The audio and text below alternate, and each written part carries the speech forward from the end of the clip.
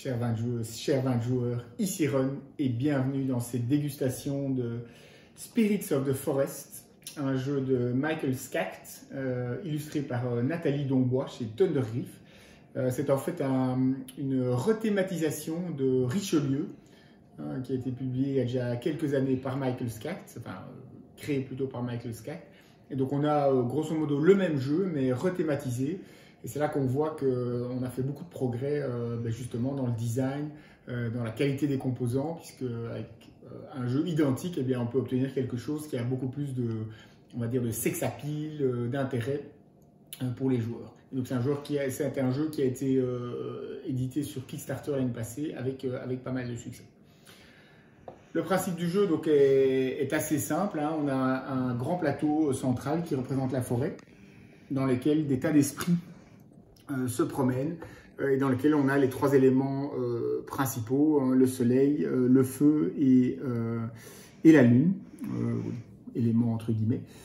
Et donc le but, ça va être simplement de collecter des majorités dans chacun des esprits. Donc, vous voyez, pour chaque tuile, hein, je prends une tuile ici au hasard, eh bien, donc cette tuile-ci a 2 esprits. Et on sait que dans l'ensemble du jeu, il y a en tout 8 esprits de ce type-là. La tuile d'à côté, il y a un esprit ici, un feu, et on sait qu'il y a 7 esprits de ce type-là, et ainsi de suite. Sachant qu'on peut prendre à son tour, évidemment vous avez déjà compris, on prend une tuile par tour, on ne peut prendre que les tuiles qui sont à l'extrémité de la forêt. Donc au fur et à mesure, je vais prendre cette première tuile, ok, celle-ci devient disponible, je prends la deuxième, celle-ci devient disponible, et ainsi de suite. Donc à son tour, on peut prendre soit une tuile qui a 2 esprits identiques, d'ailleurs comme je l'ai fait totalement par hasard ici, soit comme ici, on peut prendre 2 tuiles différentes, mais dans ce cas-là, elles doivent avoir le même symbole et 2 n'avoir qu'un seul symbole. Donc imaginons que celle-ci a été prise avant, je ne pourrais pas prendre ces 2 tuiles-ci. Elles ont le même symbole, mais une a 2 symboles alors que celle-ci n'en a qu'un. Donc je pourrais prendre ces 2-ci. Alors, 2 astuces supplémentaires, et on est quasi déjà au bout des règles, hein. Vous voyez qu'il y a des jetons qui sont des faveurs. Eh bien, quand on prend la tuile sur laquelle se trouve une faveur, on prend simplement le jeton avec, et le jeton, eh bien, ce sont des bonus qui serviront en fin de partie, voilà, avoir soit des symboles supplémentaires, hein, ici, soit des esprits ici, là, une lune. Soit, ça c'est un petit peu spécial, c'est par rapport à la règle suivante que je vais vous expliquer, mais donc ces symboles donnent un petit plus, un petit bonus et permettent parfois ici, vous voyez, si j'ai une espèce de fourmi, d'insecte, vous voyez que c'est ce symbole-ci, il y en a 10, en cas d'égalité, personne ne marque les points, si c'est 5-5 ou 4-4-2 par exemple, si on joue à 3, eh bien ça permettra de casser une égalité. Oui, je ne l'ai pas mentionné, mais vous avez déjà deviné par rapport à ce que je viens de dire. On marquera des points en fin de partie en fonction de la majorité dans chacun des symboles.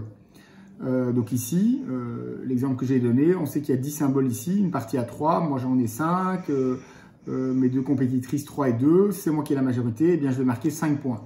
Ce symbole-ci, c'est ma voisine qui en a 4, moi j'en ai 3 et la dernière joueuse 1, eh bien ma voisine marquerait 4 points, elle a la majorité, et ainsi de suite. Pour chacun des symboles. Même principe pour les différents éléments, soleil, lune et feu. Et pour tous les symboles et les éléments, quand on n'a aucun symbole ou élément en question, on va avoir une pénalité de 3 points. Donc il y a là le dilemme assez intéressant et sympa pendant la partie, d'évidemment avoir un maximum de majorité, puisque c'est là qu'on va marquer des points, c'est le seul moyen de marquer des points, donc il faut. Mais de temps en temps, on a intérêt à prendre une tuile, même si on sait qu'on n'aura pas la majorité, juste pour éviter moins 3 points. On va surtout évidemment se concentrer là-dessus plutôt en fin de partie, mais pendant la partie, ça peut être intéressant de le faire d'abord pour s'éviter une pénalité, et aussi éventuellement pour arbitrer entre les autres joueurs et autres joueuses. Et donc c'est là qu'il y a une interaction indirecte qui est très sympa. Si on voit par exemple qu'il y a déjà une joueuse qui a déjà 2 majorités, elle va prendre une 3e majorité. Peut-être qu'on va essayer de prendre, je vais prendre cette tuile-ci parce que c'est, je sais pas moi, 3-2, et celle qui a 3, c'est la joueuse justement qui n'a pas encore de majorité, ben, je vais préférer que celle qui n'a pas encore de majorité essaye de garder la majorité. Donc je vais prendre celle-ci pour empêcher l'autre joueuse d'égaliser et ainsi l'empêcher d'avoir une 3e majorité, une 4e et ainsi de suite. Donc il y a pas mal d'interactions indirectes, ce qui est assez sympa.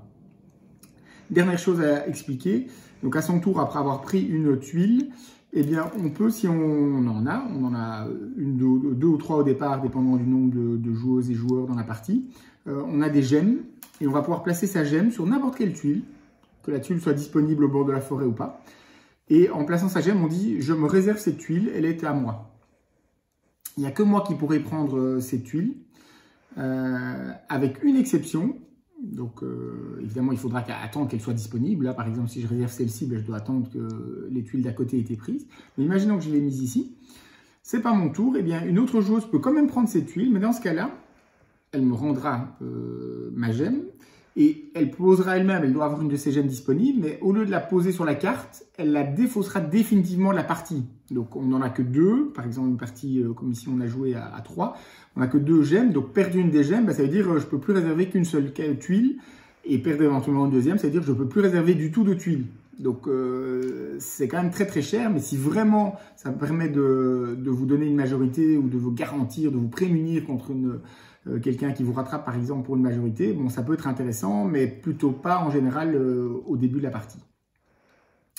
Et donc à la fin de la partie, on va scorer les points par majorité, on va scorer les pénalités, et en général on en a parce que c'est très très difficile de ne pas avoir de pénalité du tout. Il y a 9 esprits différents en plus les 3 éléments, donc il faut avoir 12 symboles différents, donc c'est pas facile si on veut aussi marquer des points en ayant des majorités.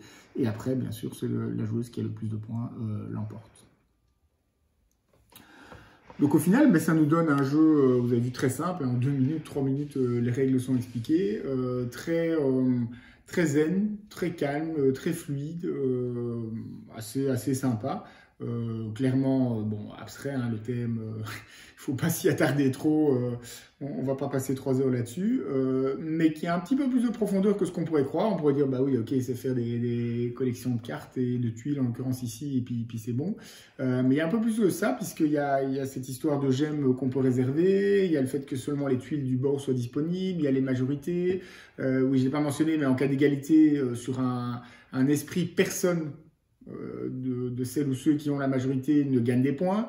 Par contre, en cas d'égalité sur les éléments, là, les 2 joueuses ou les 2 joueurs marquent des points.